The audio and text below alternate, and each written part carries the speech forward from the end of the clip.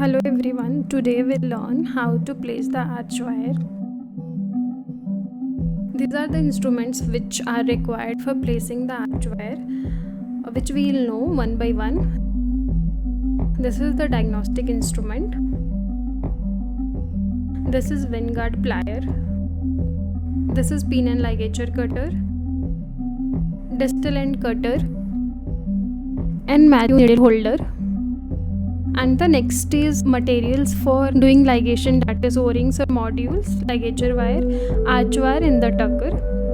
If we have previous ARCHWIRE that we remove before placing the new ARCHWIRE, we have to measure that ARCHWIRE and cut it. And in case if it is a new ARCHWIRE, we have to take 2 mm longer than the distal end of the last banded molar tube, and we have to mark it with the marker. Now the distal end of the night eye wire should be annealed so that we can do the cinching wherever it is required. And when we are doing the annealing, make sure that the part mesial to the marking should be holded with the wet cotton so that the heat dissipation doesn't occur, because it affects the properties of wire. And in case if it is a SS wire, we don't have to anneal the wire. And after placing the wire, make sure that the 3 dots align with the midline of the teeth. This is the ligation technique 1 using O-rings or modules, that is figure of 8 ligation technique. And this should be placed in cases where we don't want play in the bracket slot, as we can see clearly here. This is another technique of ligation using modules.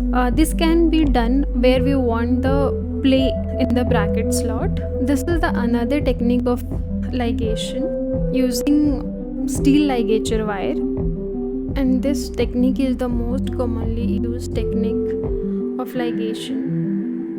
And once the ligation is done using the ligature wire, the end of the ligature wire should be tucked using tucker.